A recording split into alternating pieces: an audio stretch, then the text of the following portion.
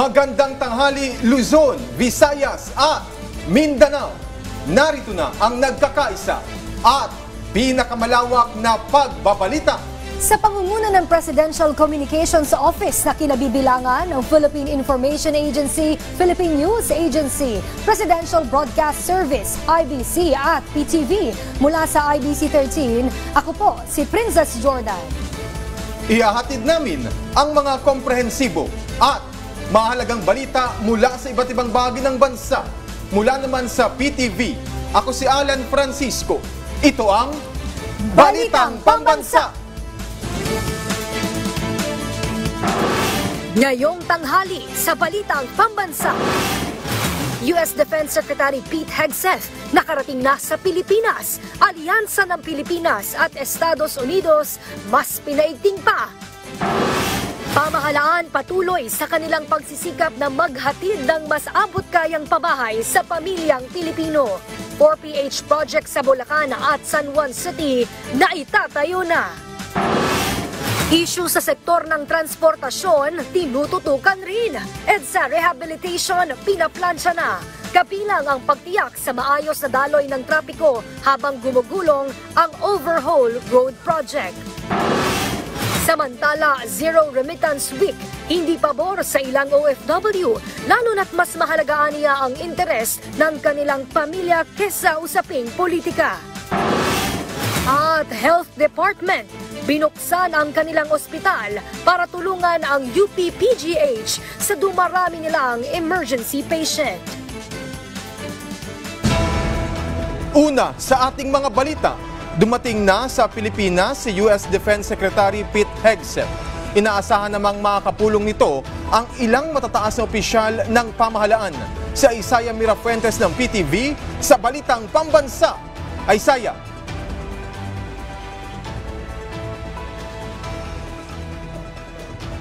Isaiah.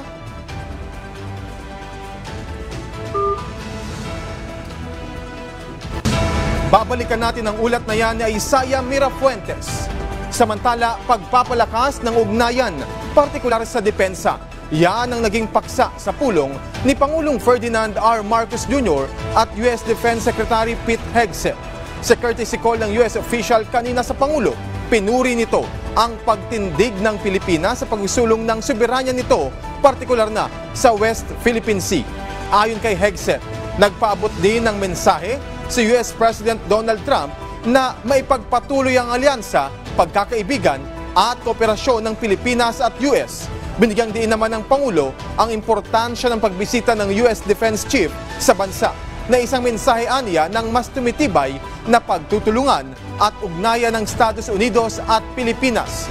Bahagi ito ng kauna-unahang official visit ni Hegseth sa Asia o sa Asia Pacific bilang Defense Chief. Bukod sa Pilipinas, bibisita rin ang US official sa Japan, Hawaii at Guam. Your visit to the region, and especially the fact that you have come to the Philippines as your first stop, is a very strong indication and sends a very strong message of the commitment of both our countries to continue to work together to maintain the peace in the Indo-Pacific region, within the South China Sea.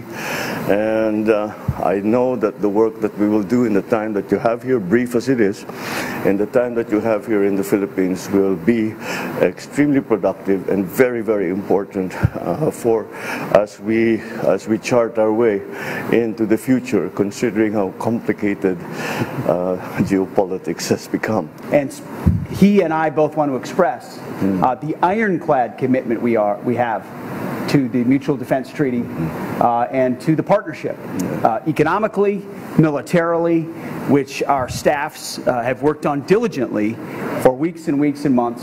There is a very real reason why our first trip and our first visit is here to visit you in your great country. Bilang bahagi ng hakbang ni Pangulong Ferdinand R. Marcos Jr. na makapaghatid ng disente at kalidad na pabahay, ibinida ng Malacanang na sinimulan na ng Department of Human Settlements and Urban Development ang isang 30 palapag na pabahay sa ilalim ng Pambansang Pabahay para sa Pilipino program ni Pangulong Marcos Jr. isinagawa ang groundbreaking ceremony ng makabagong San Juan Pambansang Pabahay na unang proyekto ng lungsod sa ilalim ng 4PH. Samantala, personal na binisita ni DHSUD Secretary Jose Rizalino Acuzar ang Bocaue, Bulacan Manor Housing Project sa Barangay Batia upang suriin ang bilis at kalidad ng konstruksyon ng mga pabahay sa ilalim ng Pambansang Pabahay para sa Pilipino o 4PH program ni Pangulong Marcos Jr. Tiniyak naman ng kalihim ang progreso. PTV sa Balitang Pambansa. Complete overhaul. Yan ang gagawin sa kahabaan ng EDSA bilang bahagi ng Build Better More program ng administrasyon ni Pangulong Ferdinand R. Marcos Jr. Ayon kay Department of Transportation Secretary Vince Dizon, halos 50 taon na ang nakalilipas mula nang huling inayos ang EDSA. Dahil sa trabahong patsi-patsi. At sinalubong sa Army General Romeo Browner Jr. Matapos ng welcome arrival, nakataan siya ni Defense Secretary Teodoro para sa guest book signing. Kagabi dumating ang Pilipinas dito si Secretary Pete Hector at umagaan nagtungo siya sa Malacanang para sa protocol niya itong Ferdinand Marcos Jr. Pilipinas ang isa sa mga unang bansang sa Asia. Bibigyang diin ang pagpapalakas ng USA. Ayon kay Philippine Defense Secretary Teodoro, magpapalakas ng trilateral partnership ang sa pagpapalakas pagbisita ng US Defense Secretary. Okay, babalikan kita. Maraming salamat, Isaiah Mirafuentes. Handa ang Department of Health na umagapay sa UP Philippine General Hospital o UP-PGH na punuan ngayon ang emergency rooms dahil sa dami ng pasyente. Batay sa investigasyon ng UP-PGH Management, wala namang unusual o nakababahalang dahilan sa sitwasyon na posible ring magbago sa mga susunod na araw. Sabi ni Health Secretary Teodoro Herbosa, dating chief ng UP-PGH Department of Emergency Medical Services, na pinayuhan na nila ang mga hospitals, clinics at ambulances at ang mga doktor na wag munang magdala ng mga bagong pasyente sa UP-PGH. Bagkus ay dalhin na ito sa mga ospital ng DOH. Binigyang diin ni Department of Social Welfare and Development o DSWD Secretary Rex Gatchalian na naglabas ang ahensya ng bagong guidelines para ito sa ayuda sa Kapos ang Kita Program o AKAP. Nakatuon umano lalo ang programa sa pagbibigay tulong sa mga Pilipinong kumikita ng mas mababa pa sa minimum wage. Kasama rin sa pagbabago, isa sa publiko na ng ahensya ang mga pangalan ng mga individual na nakatanggap ng tulong at makikitaan niya ito sa DSWD website at kanilang social media accounts. Umabot na sa 5 milyong mahirap na Pilipino ang nabenepisyuhan ng AKAP noong 2024 at nagkakahalaga ito ng 26 na bilyong piso. Nagsimula na ngayong araw ang kampanya para sa mga lokal na kandidato. Kaya naman, ang COMELEC naglunsad ng Oplan Baklas laban sa mga illegal na campaign materials. Ang PNP naman, naka-heightened alert na rin. Si Bernard Ferrer ng PTV sa Balitang Pambansa. Sa unang araw ng kampanya ng mga lokal na kandidato para sa Hatol ng Bayan 2025, binaklas ng Commission on Elections at Metropolitan Manila Development Authority ang mga illegal na campaign materials sa Tayuman, Manila.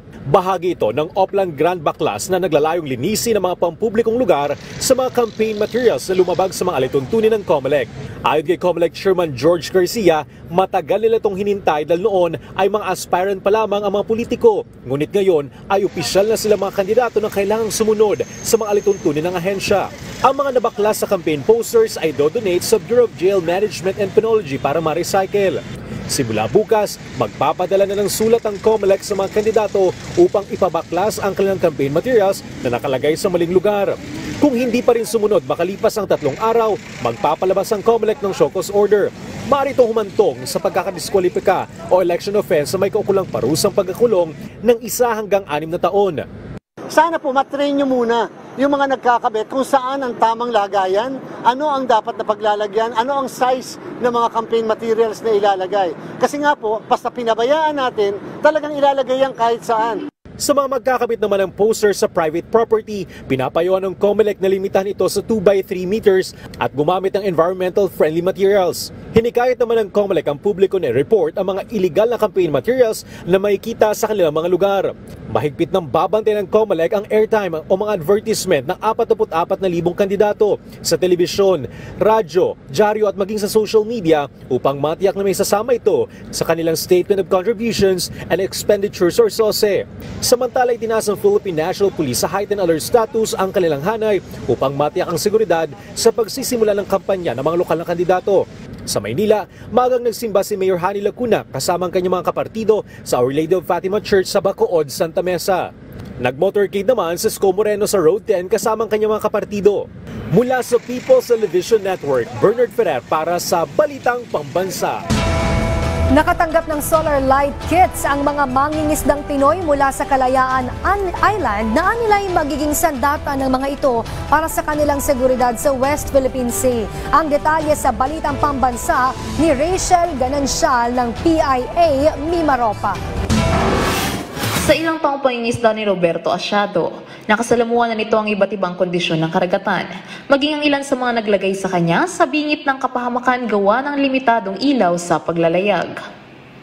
Sa kabila ng hindi magagandang karanasan, mas magiging panatag na itong maglayag dahil sa mga solar light kits na ipinagkaloob ng Delbrus Group sa kanilang mga mangingisda ng bayan ng Kalayaan sa Palawan. Si Asyado at ang mga mangingisda ng Kalayaan na naglalayag sa katubigan ng West Philippine Sea ay nakatanggap ng 150 na unit ng solar light kits. Ito ay makatutulong na mas mabilis silang makita ng mga nagbabantay na otoridad sa karagatan gaya ng Philippine Coast Guard o PCG.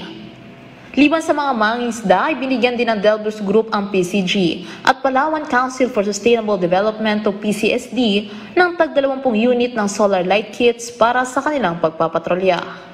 Nakatanggap din ng PCSD ng freezer para paglagyan ng mga ebidensyang gagamitin sa mga pagdinig. Bukas naman ang PCSD sa ganitong mga tulong na kinakailangan upang mas mapaigting ang pagpapatrolya at pagbabantay sa karagatan, gayon din sa pagpapaunlad ng kabuhayan ng mga mangingisda. Naniniwala naman ang mga mangingisda na ang pagpapaunlad sa kanilang kabuhayan ay suporta rin sa pag-unlad ng bayan. Mula sa Philippine Information Agency Mimaropa, Rachel Ganancial para sa Balitang Pambansa. Mas pinalakas ang boses ng mga kabataan sa isinagawang West Philippine Sea Youth Forum na nilunsad ng Philippine Coast Guard at Philippine Information Agency sa isang paaralan. Si Harley Valbuena para sa Balitang Pambansa. Harley? Alan, palakasin ang boses ng kabataan sa pagtatanggol sa soberanya ng Pilipinas. Ito ang layunin ng isinagawang West Philippine Sea Youth Forum dito sa Polytechnic University of the Philippines, Manila. Sanib puwersa ang Philippine Coast Guard at Philippine Information Agency sa pagpapalaganap ng tamang kaalaman sa kabataan hinggil sa sovereign rights at maritime security ng Pilipinas. Mismong si PCG spokesman Commodore J. Tariela ang nakisalamuha sa nasa 500 estudyanteng nagtipon sa bulwagang balagtas ng PUP. Ipinaliwanag sa kanila ang 200 nautical mile exclusive economic zone ng bansa kung saan pasok ang West Philippine Sea, ang pagkakaiba ng West Philippine Sea at South China Sea, at kung bakit hindi ito dapat tawaging disputed o pinag-aagawan dahil ito ay sariling atin. Iginit pa ni Tariela na ang laban sa pagtatanggol ng ating teritoryo ay dapat isalin sa mga susunod na henerasyon.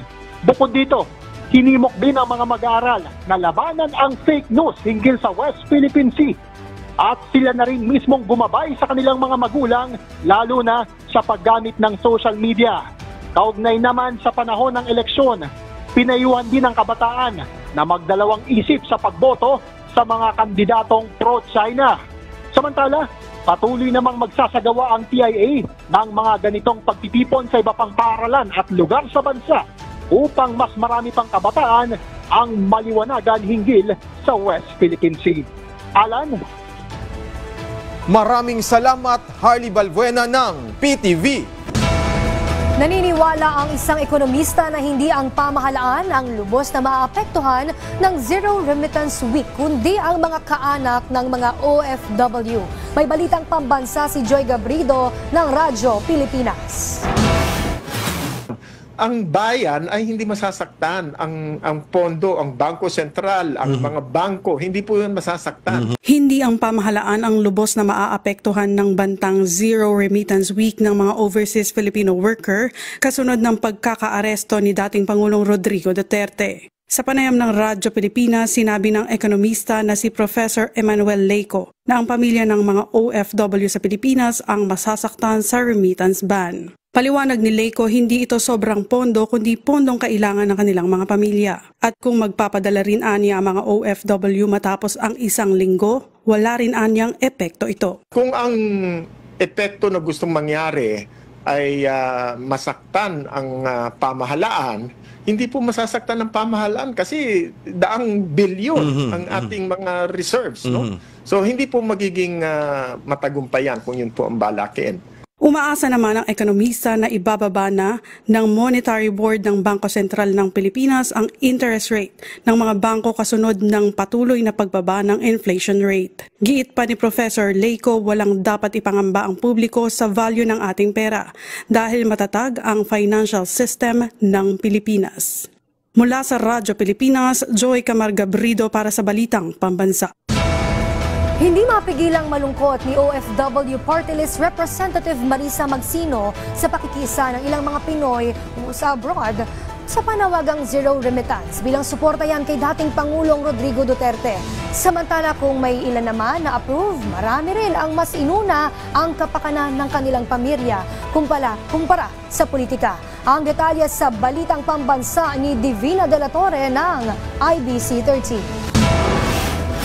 Mismong ilang sa mga kababayan nating overseas Filipino workers ang hindi sang-ayon sa panawagan ng ilang mga Pinoy sa ibang bansa tungkol sa zero remittance o huwag daw muna magpadala ng pera sa kanilang pamilya sa Pilipinas. Ang panawagang yan, ideya ng mga taga-suporta ni dating Pangulong Rodrigo Duterte bilang bahagi raw ng pagtutol nila sa pag-aresto ng ICC sa dating Pangulo.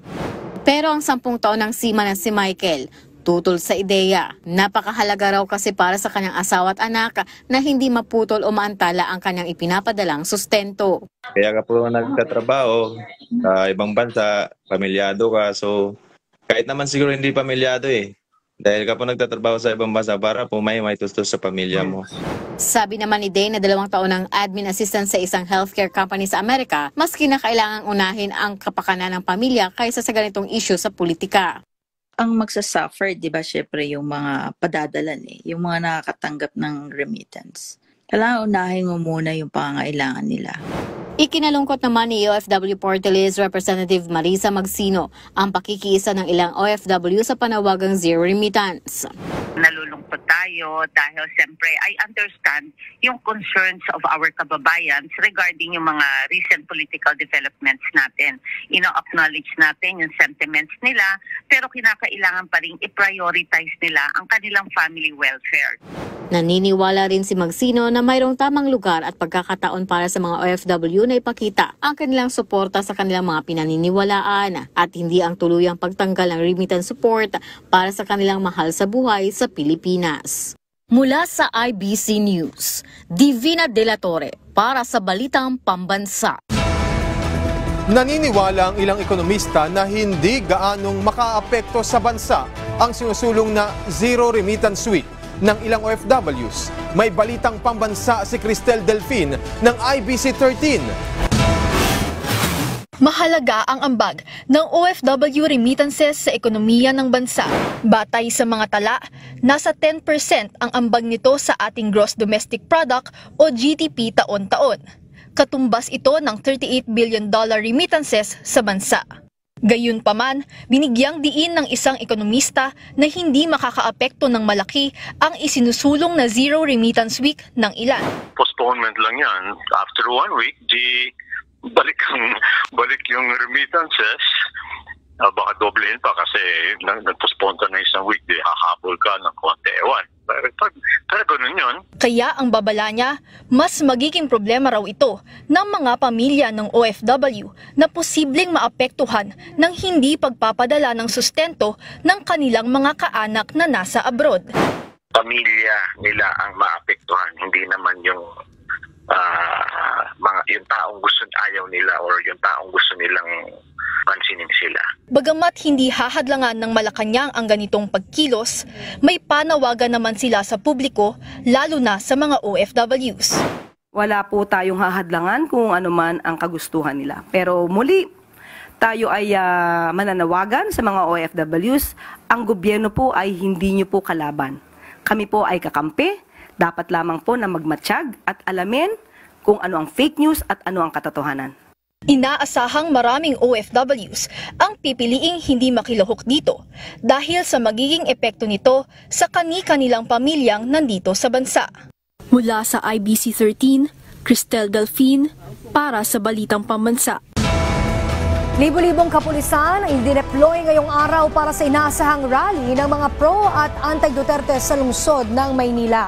Sa programang Mike Abe Live, kinumpirma ni Police Major Hazel Asilo ng NCRPO na may nakadeploy ng 7,661 personnel para tiyakin ang seguridad, kaayusan at kapayapaan sa mga gagawing aktibidad. Nakatakdang magtagpo ang dalawang grupo ng pro at anti-Duterte sa Paco at Liwasang Bonifacio sa Maynila ngayong hapon. Tiniyak rin ng NCRPO na patuloy ang kanilang pakikipag-ugnayan sa mga lokal na pamahalaan para matiyak na hindi maapektuhan ng publiko na hindi kasali sa mga isasagawang campaign rally at sorties kasabay ng pagsisimula ng local campaign period. Base naman sa monitoring ng NCRPO, kinumpirma ni Asilo na wala silang nakitang special concerns o hotspots sa kabuuan ng National Capital Region. Since nagkasabay po yung gagawing rally ng pro at anti-Duterte, is masecure po natin yung parehong side. Meron po tayong mga CDM contingents na magsisiguro na kung meron pa pong magaganap na pagtitipon itong dalawang panig is hindi po sila magkakaroon ng chance or magiging magulo yung gagawin nilang pagtitipon. Ituturing ni House Speaker Martin Romualdez na malaking karangalan para sa Pilipinas ang record-breaking performance ng Filipino tennis sensation na si Alex Iyala sa 2025 Miami Open. Ayon sa House Leader, patunay ang pinamalas ni Iyala na kayang makipagsabayan sa global stage ng mga atletang Pilipino at sumasalamin si Iyala sa tibay at galing ng mga kabataang Pilipino.